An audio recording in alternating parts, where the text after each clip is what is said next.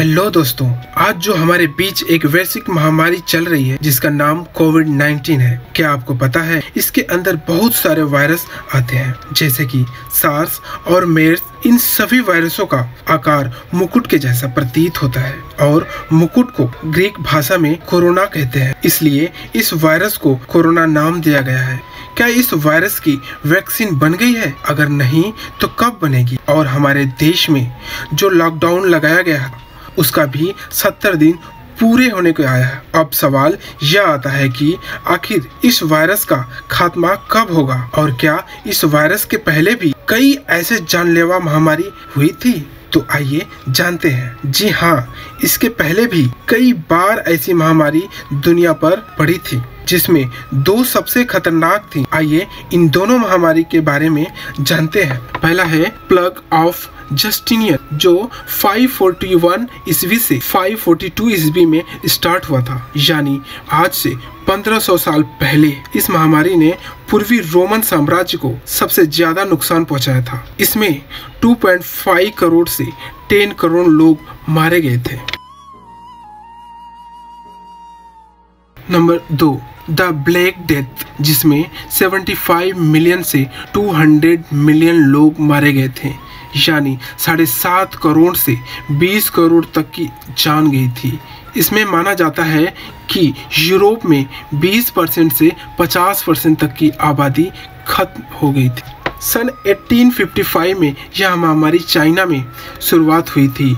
वहाँ स्थित यूनान शहर में 12 मिलियन यानी 1.2 करोड़ लोगों की जान गई थी और उसी समय भारत में इस महामारी से 1 करोड़ लोगों की जान गई थी। अगला सवाल यह आता है कि वैक्सीन क्या है और कोरोना वायरस के लिए वैक्सीन कब बनेगी? आइए जानते हैं ऐसे खतरनाक महामारी की वैक्सीन कब बनी थी। फॉर एग्जाम्पल, कोरोना की वैक्सीन को अगर आप माइक्रोस्कोपिक लेवल पर देखें तो कोरोना के पैथोजन यानी आकार की तरह दिखाई देगी, जो कि बहुत डाइल्यूटेड फॉर्म में होगी, ताकि जब हम वैक्सीन किसी के शरीर में इंजेक्ट करें तो उसका इम्यून सिस्टम उसे रिकॉग्नाइज कर सके और फाइनली इस वायरस का अंत कर दे। तो पहले देखते हैं सबसे पहली वैक्सीन कब बनी थी। स्मॉल पॉक्स 20वीं सदी में इस महामारी ने 20 से 50 करोड़ लोगों की जान ली थी। इसकी वैक्सीन सबसे पहले निकाली थी एडवर्ड जेनर ने। इसे बनाने के पीछे भी एक रोमांचक कहानी है। एडवर्ड जब 13 साल के थे तब एक लोकल सर्जन के साथ प्रैक्टिस कर रहे थे, तो उन्होंने एक महिला जो गाय का दूध निकालती थी उससे यह कहते सुना था कि उसे स्मॉल पॉक्स नहीं हो सकता क्योंकि उसे काऊ पॉक्स हो चुका है। काऊ पॉक्स भी स्मॉल पॉक्स की तरह रोग था जो कि गाय को होता था। जब एडवर्ड बड़े हुए और फिजिशियन बने तो उन्होंने अनुभव किया कि सालों पहले वो जिस महिला से मिले थे वो ठीक कहती थी। जिन लोगों को काऊ पॉक्स हुआ था उन्हें कभी स्मॉल पॉक्स नहीं हुआ। काऊ पॉक्स और स्मॉल पॉक्स दोनों के लक्षण एक ही जैसे हैं, लेकिन काऊ पॉक्स उतना खतरनाक नहीं था जितना स्मॉल पॉक्स था। इसलिए जिसे पहले काऊ पॉक्स हो जाता था वो थोड़े ही दिनों में ठीक हो जाते थे, और अगर उसी इंसान को स्मॉल पॉक्स हो जाता तो उस वायरस से लड़ने के लिए मनुष्य के शरीर में पहले से ही एंटीबायोटिक मौजूद रहते थे। एडवर्ड ने विचार किया कि इस प्रक्रिया को टेस्ट करके देखना चाहिए।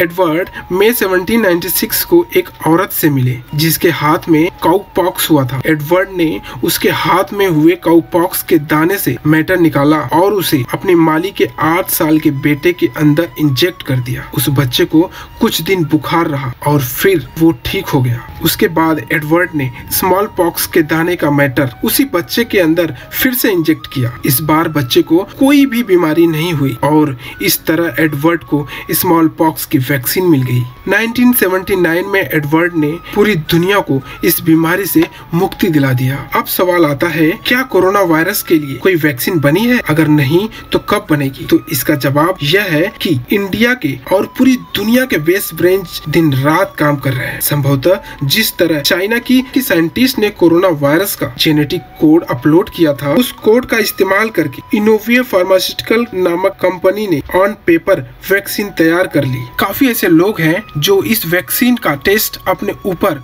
करवाने के लिए तैयार तैयार है। अपने ऊपर इस वैक्सीन का टेस्ट करवाने वाली पहली महिला है जो 2 बच्चों की मां है। इनका नाम है जेनिफर हेलर। इनको दिल से सैल्यूट है। उनसे पूछा गया कि आप इस टेस्ट के लिए क्यों तैयार हुई, तो उन्होंने कहा कि मुझसे ये सब देखा नहीं जा रहा था, मैं लोगों के लिए कुछ करना चाहती थी। अब सवाल यह है कि क्या इसकी वैक्सीन तैयार हो गई है? नहीं, अभी यह सिर्फ लैब में टेस्ट की गई है। इसे पूरी तरह बनाने व आम लोगों के तक पहुंचाने में 1 साल तक का समय लग सकता है। तो जब तक वैक्सीन नहीं बनती, हमें सोशल डिस्टेंसिंग यानी सामाजिक दूरी को अपनाना पड़ेगा, वरना ये चैन नहीं टूटेगी और ये बहुत भयानक रूप ले लेगी, खासकर हमारे देश में, क्योंकि यहाँ की आबादी बहुत ज्यादा है और अस्पताल व अन्य फैसिलिटी बहुत कम है। तो दोस्तों, क्या हमारे देश के ये 70 दिन का लॉकडाउन सक्सेस होगा इस कोरोना के चैन को तोड़ने के लिए? तो कमेंट बॉक्स में जरूर बताइएगा। दोस्तों, इस वीडियो को लाइक करें या ना करें, लेकिन इसे पूरी दुनिया में शेयर जरूर कीजिएगा, क्योंकि ये जानकारी पूरी दुनिया में फैलना चाहिए। दोस्तों, अगर आप नए हैं तो हमारे चैनल को सब्सक्राइब जरूर कर लीजिए। अगर आप पुराने हैं तो बहुत बहुत धन्यवाद। Thank you so much for watching this video.